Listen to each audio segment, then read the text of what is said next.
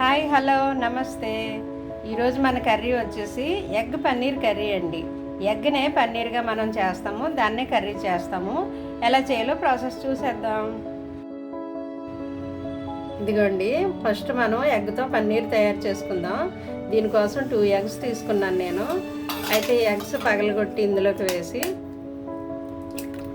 మీరు ఎక్కువ మంది ఉంటే ఎక్కువ గుడ్లు తీసుకోండి, 4 అయినా తీసుకోవచ్చు, 5 అయినా తీసుకోవచ్చు. నేను 2 గుడ్లే తీసుకున్నాను. సరే, గుడ్లు 2 ఇందులో పగలగొట్టేసాను. ఇందులో ఇప్పుడు కొంచెం మనం సాల్ట్ వేద్దామండి. ఈ ఎగ్స్కి సరిపడా సాల్ట్ కొద్దిగానే వేస్తున్నాను, చిటికెడు ఎగ్స్కి సరిపడాను. తర్వాత దీంట్లో కారం వేస్తున్నాను నేను. కారం కూడా అంటే ఇది నీసు వాసన రాకుండా ఉండడానికి కొద్దిగా కారం వేసాను, ఒక 1/2 స్పూన్ అలాగా. దీన్ని బాగా ఇలా బీట్ చేయాలి మనం. ఇప్పుడు బాగా కలిసేలాగా బీట్ చేయండి. ఇదిగోండి, ఇది బాగా బీట్ చేశాను నేను. ఇందులో ఉప్పు కారం బాగా కలిసిపోయింది. ఎందుకంటే ఇది నీసు వాసన రాకుండా మనం ఇందులో ఉప్పు కారం వేస్తాము. అయితే వేరే బౌల్ తీసుకుని దీంట్లోకి మనం కొద్దిగా ఆయిల్ అప్లై చేద్దామండి. కొంచెం 2 చుక్కలు ఆయిల్ వేస్తాను, 2 చుక్కలు. దీన్ని ఇలాగా అప్లై చేసేద్దాం గిన్నెంతాను. దీన్ని ఇలా అప్లై చేసిన తర్వాత మనం కలుపుకున్న ఈ ఎగ్ మిశ్రమము ఇందులోకి వేసేద్దామండి.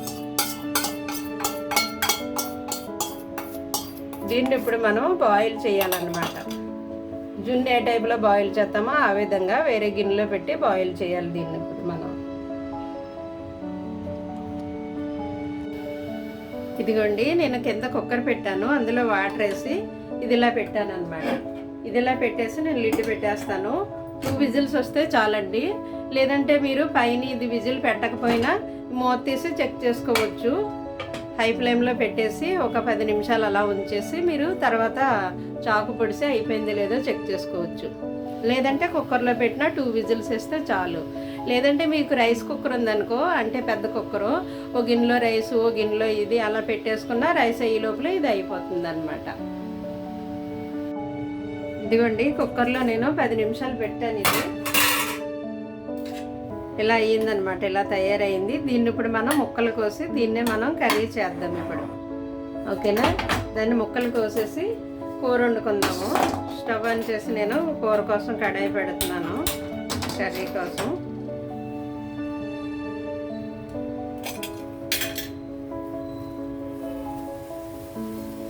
ఇదిగోండి, ఇది హీట్ అయిన తర్వాత నేను 1 స్పూనే వేస్తున్నాను ఆయిల్, ఎక్కువ వేయట్లేదు. 1 స్పూన్ చాలు నాకు. మీరు ఇంకా కావాలంటే వేసుకోండి. దీనికోసం ఎగ్ కర్రీ నార్మల్గా వండుతాం కదా, అదే విధంగా నేను వండుతాను. ఇదిగో ఉల్లిపాయలు 2 మీడియం సైజు కట్ చేశాను, టమాటా పెద్దదందుకు 1 తీసుకున్నాను, ఈ పచ్చిమిర్చి చీలికలు, కరివేపాకు, కొత్తిమీర. ఆయిల్ హీట్ అయింది, ఉల్లిపాయలు వేస్తున్నాను. దీంట్లో కావాలంటే మసాలా వేసి వండుకోవచ్చండి, లేదంటే చింతపండు వేసి కూడా వండుకోవచ్చు. నేను కొద్దిగా చింతపండు నానబెట్టుకున్నాను. చింతపండు ఒక నిమ్మకాయ చెక్క అంతా చింతపండు నానబెట్టాను. మరీ పుల్లగా బాగోదు కదా, సరిపడినంత చింతపండు ఒక నిమ్మకాయ చెక్క అంతా నానబెట్టాను. ఉల్లిపాయలు వేగడానికి నేను పసుపు వేసేస్తున్నాను, చిటికెడు పసుపు. అదేవిధంగా సాల్ట్ కూడా వేస్తే తొందరగా ఉడుకుతాయి కదా, ఉల్లిపాయలు వేగిపోతాయి. నేను కూరకు సరిపడా వేసేస్తున్నాను 1/2 స్పూను సాల్ట్. కొంచెం వేగిన తర్వాత మనం టమాటా యాడ్ చేద్దాం. ఇందులో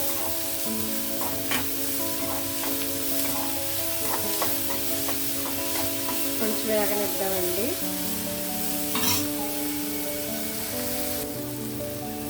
ఇదిగోండి, ఆనియన్ కొంచెం వేగాయి కదా, నేను ఇప్పుడు టమాటా యాడ్ చేస్తున్నాను ఇందులో.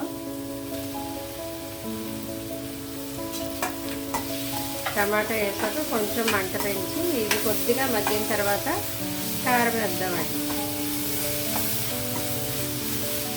మగ్గనిస్తాను టమాటా ఇప్పుడు. ఇదిగోండి, టమాటా వేసాక కొంచెం మగ్గింది, ఇప్పుడు కారం యాడ్ చేద్దాము. కారం ఈ కర్రీకి సరిపడా ఒక 1/2 స్పూన్ వేసాను నేను. అయితే ఇవి కూడా వేసేస్తున్నాను, పచ్చిమిర్చి, కరివేపాకు, కొత్తిమీర. ఇవి కూడా వేసేసిన తర్వాత మనం వాటర్ వేద్దాం. వాటర్ వేసిన తర్వాత ఆ ఎగ్ పన్నీర్ని ముక్కలు చేసి ఇందులో వేసి కొద్దిగా ఉడికాక అప్పుడు చింతపండు వేద్దామండి. ఓకే, ఇప్పుడు కొంచెం వాటర్ యాడ్ చేస్తున్నాను ఇందులో నేను. చాలు, కొద్దిగా ముక్కలు ములిగే వరకు వేసాను నేను వాటరు. ఇదిగోండి, ఈ పన్నీర్ ఏదైతే ఉందో ఇది ఇలా ప్లేట్లోకి పెట్టేసుకుంటే ఈజీగా ఊడిపోతుందండి. దీన్ని ఇప్పుడు ముక్కలు కట్ చేసి కూరలో వేద్దాం. ఇదిగోండి, కూర ఉడుకుతుంది కదా, ఉడుకుతున్నప్పుడే నేను ఇవి కట్ చేశాను పన్నీర్ ముక్కలు. ఈ విధంగా వేసేస్తున్నాను. ఇలాగ చిన్నగా కట్ చేసుకుంటే ఇందులో ఉప్పు కారం అంతా వెళ్తుందండి, పులుపు అది పడుతుంది. ఆ టమాటా పులుపు ఇవన్నీ ముక్కలుగా పెట్టి బాగుంటుంది అన్నమాట టేస్ట్, నీసు వాసన రాకుండా. ఎప్పుడు గుడ్డు ఉడకబెట్టేసుకుని ఆ గుడ్డు పులుసు కంటే ఇలా అప్పుడప్పుడు వెరైటీగా చేసుకుంటే బాగుంటుందండి, తినడానికి బాగుంటుంది. పిల్లలు కూడా ఇష్టపడతారు. ఇది రైస్లోకి రోటీలోకి కూడా బాగుంటుంది, చపాతీలోకి కూడా బాగుంటుంది ఈ కర్రీ. ట్రై చేయండి ఒకసారి. ఇది ఇలా 1 మినిట్ ఉడికిన తర్వాత మనం చింతపండు పులుసు వేద్దాం ఇందులో. చూద్దామండి, ఇదిగో దగ్గరికి ఎగిరిపోయింది. నేను చింతపండు వేస్తున్నాను ఇందులోను. చింతపండు వేసాక 1 మినిట్ ఉడికితే చాలండి. పులుపు దానికి పెట్టేస్తే ఈ ముక్కలకి, ఎగ్గ ముక్కలకి ఉప్పు కారం పులుపు పెడితే బాగుంటుంది తినడానికి. 1 మినిట్ అలా ఉంచేసి మనం ఆఫ్ చేయడమేనండి. ఇదిగోండి, పులుపు వేసిన తర్వాత దగ్గరికి ఎగిరిపోయింది. దీంట్లో నేను కొద్దిగా జీరా ధనియా పౌడర్ వేస్తున్నాను, చిటికెడు, ఫ్లేవర్ కోసం. టేస్ట్ బాగుంటుందండి, కమ్మగా ఉంటుంది. లాస్ట్లో ఇదిగో నేను కొత్తిమీర వేస్తున్నాను. ఇంకా ఆపేయడమే. ఎప్పుడు కూరగాయలు లేనప్పుడు అండి ఎక్కువగా మనం గుడ్లు పులుసు పెట్టుకుంటాం కదా, ఎప్పుడు ఉడకబెట్టిన గుడ్లే కాకుండా ఇలాగ అప్పుడప్పుడు వెరైటీగా చేస్తే టేస్ట్ బాగుంటుంది. వెరైటీగా చేసుకున్నట్టుగా ఉంటుంది, పిల్లలు ఇష్టంగా తింటారు. ఓకే అండి, అయిపోయింది. డిష్ అవుట్ చేద్దాం. Thank you.